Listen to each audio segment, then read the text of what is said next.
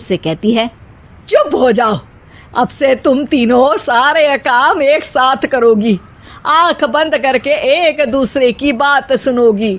तुम तीनों इस बात को गांठ बांध लो, वरना अगली छुट्टियों में तुम्हारा अपना मायके जाना कैंसिल। सास की बातें सुनकर डर के मारे तीनों हामी भर देती हैं। जी मम्मी जी, मैं समझ गई। हाँ मम्मी जी, जैसा आप कहें, आप जो कहेंगी मैं वही करूंगी। तीनों बहू सास की बात को गांठ बांध लेती है और वादा करती है कि अब से सारे काम वो तीनों एक साथ मिलकर ही करेंगी।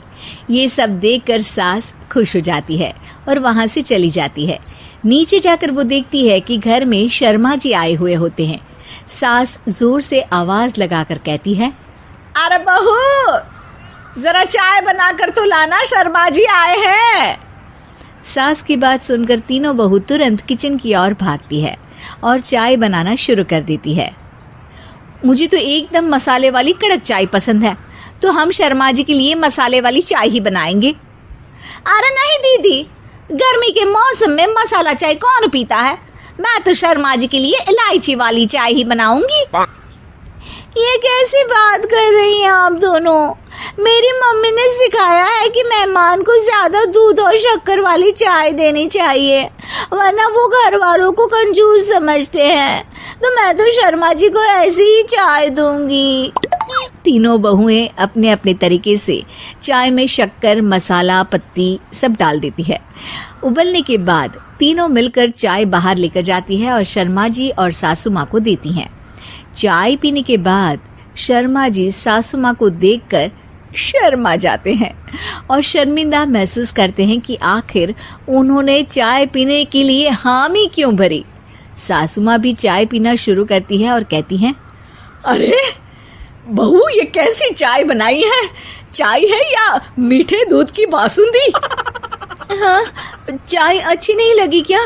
कोई बात नहीं, हम पराठा बनाकर लाते हैं। चलो चलो अंदर। हाँ चलो, हाँ आती हूँ मैं भी।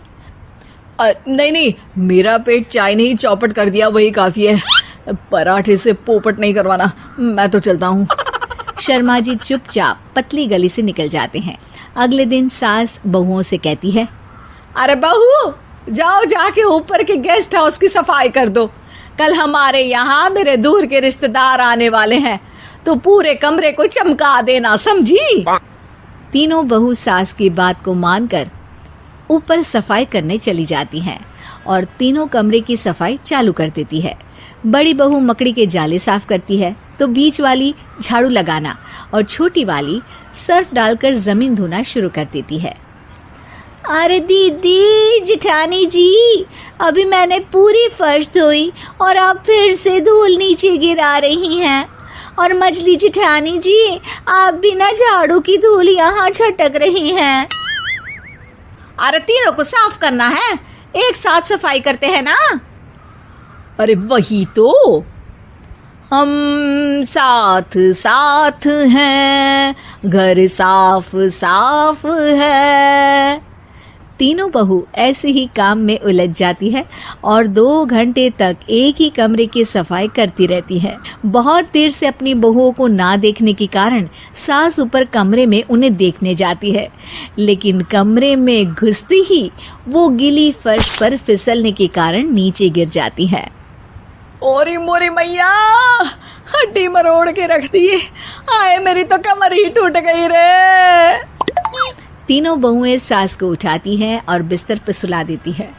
अरे मेरे हाथ पैर दर्द कर रहे हैं, दबा दो, आराम मिलेगा। हाँ जी माँ जी।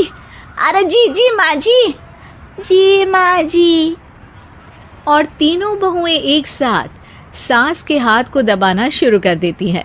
माँ की तो चीख ही निकल जाती है और नतीजा ये होता है कि सास के बचे हुए शरीर में भी दर्द उठ जाता है। हाय राम, ये क्या कर दिया तुम तीनों ने। अरे मेरी तो किस्मत ही फूटी है कि तुम जैसी बहुएं मुझे मिली। हे भगवान, पूरे शरीर में दर्द बढ़ गया है। अब तो पता नहीं कि चल भी पाऊंगी या नहीं। माफ करो, मुझे गलती हो गई मुझसे कि तुम तीनों को एक साथ काम करने के लिए बोला। सोचा था तीनों मिलके अच्छे से काम करेगी, लेकिन बड़े बुजुर्ग सही कहते थे कि 3 तिगाड़ा काम बिगाड़ा। तुम लोगों ने ये बात ना आज साबित करके दिखा दी।